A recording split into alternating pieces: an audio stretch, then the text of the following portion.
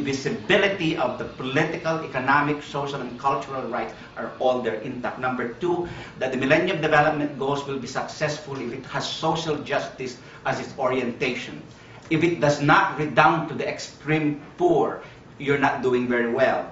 Third, that there must be a full recognition of the intersectionality of all the 8 goals with what is called the gender dimension, so that a community of women and men participating fully in their achievement, that will mean success. And lastly, it must have a focus that is emancipatory. And I say that that's a big word, emancipatory in focus.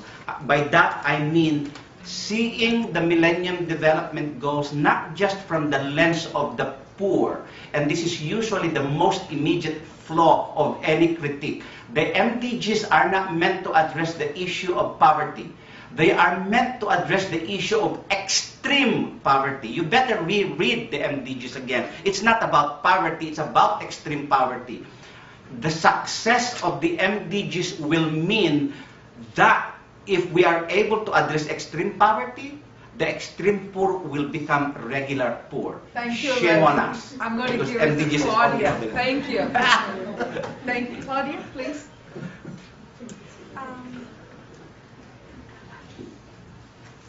Yes, I think we have to turn that. Okay, Crystal, you asked the question, what can we do as a group or individually to contribute to the youth conference? I have to tell you, just by being here, you already have. And each and every one of you present today are leaders. And we here collectively on this panel can give you ideas, we can give you inspiration, but you also have to find the answers yourself. And I want to tell all of you to trust yourselves, because you know what you want to do, and it's inside of you. Thank you. Thank you. Yes, 30 seconds. So thank you all. And yeah, the last question you asked us, how you could participate in this conference, going to Melbourne. I think you should look on our website, and I think FTU is a NGO, right? Yeah, so I think your NGO will nominate up to 6 participants who can go to Melbourne. So I think you should be talking to Dr. Murphy, my dear friend Dr. Murphy, and your other advisors. And I think this would be great because we are trying to have as many youth as possible. And thank you all so much, and thank you panelists. And would you please join me in giving them a hand?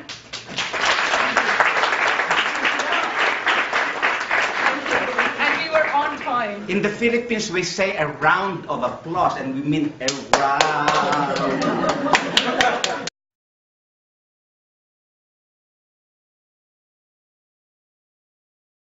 Director of Special Projects at the Foundation for Post-Conflict Development, and I'm also the program coordinator for this youth conference.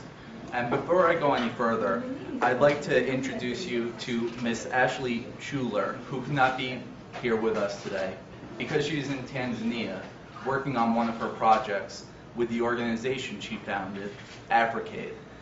I encourage you to listen to her story and look at the examples of what can be done when people put their minds to something, regardless of age. Here's her story.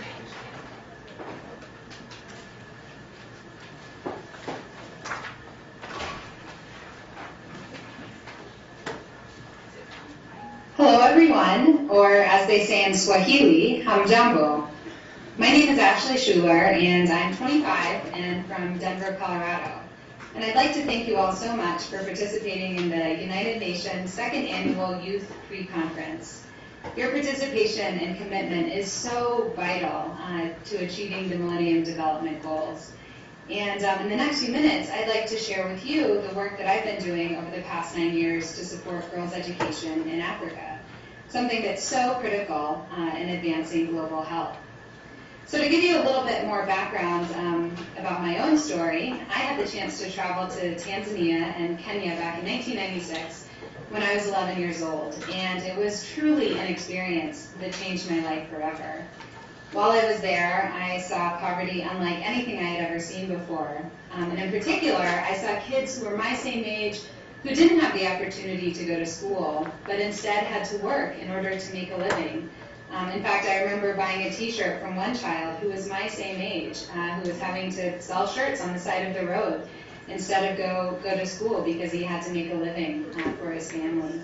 And so as a result of that experience, I returned home to the U.S. and started to do a little research. I knew that I wanted to find a way to help those people that I had met in Tanzania who had such strength, joy, and generosity despite the extreme poverty in which they lived. And as I started to do more research, I began to learn that 95% of girls in Tanzania don't have the opportunity to go to high school. Can you believe that? It was certainly hard for me to believe. And as I did more research, I started learning about the incredible benefits of giving girls an education. Educated girls have fewer, healthier children. And in fact, the children of girls who have an education have a 40% better chance of living to age 5. And in fact, girls who have an education are also 1/3 less likely to contract AIDS themselves. And so as I started to learn these incredible benefits of educating girls, both economically, but also in terms of health, I knew that I had found a way that I could help the people that I had met while in Tanzania. So as a result, I started a nonprofit organization called Africade with a mission to support girls' education in Africa. Now we work primarily in Tanzania, in East Africa, and like I said, we've been working since 2001 for the last 9 years. And during that time, we've supported thousands of students in their educational goals through providing scholarships, building classrooms. We've started a vocational training program, a teacher training program, and just in this past year, we've started a new girls' scholarship and leadership training initiative that we're quite excited about. So at any rate, this work has been so enriching for me as a young person and has also helped thousands of students achieve their educational goals and work to create new futures for themselves, for their families, and for their entire communities. And I want to encourage all of you out there today that you can do the same thing. We as a community can work together as a community of young people to achieve the Millennium Development Goals. And I'd like to offer 3 pieces of advice to all of you sitting out there, the first 3 steps that you can take.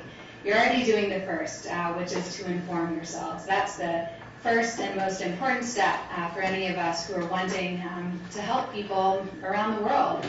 And so I just thank you all again for being here today and for really learning about what we can do as a community to achieve the Millennium Development Goals and advance global health.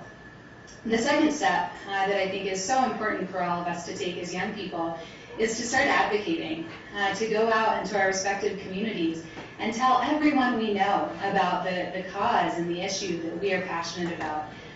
That'll have 2 great effects. The first is that you'll be educating others about the needs in our world and what we can do to help solve those challenges. But at the same time, as you go out and talk to others, you'll be building a community of people who will perhaps be willing to join with you and work together with you in order to achieve your goals. That certainly happened for me. After I came back from Tanzania when I was 11, I started telling everyone I knew that I wanted to start helping students in Tanzania. And pretty soon I had a wonderful team assembled around me in order to help me to start Africade and to do the work that we do. I could never have done this on my own.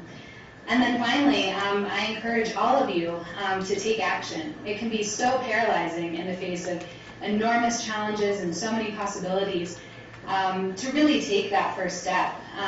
But I think it's important that we remember to take small steps. I know that if I had started Africade, knowing that we were going to start a teacher training program and really support thousands of students, it would have been paralyzing and really pretty daunting to know where to begin. But instead, we really worked first to provide scholarships to 10 girls, and that was manageable. And it's made all the difference in their own lives and has served as a stepping stone for us to achieve our later work. And finally, I would just say that in thinking about where to begin, the best piece of advice that I can offer is something that I learned in my own college graduation. The chaplain said to us, "It's my biggest hope for you all that you can go out into the world and find where your great joy meet the world's great need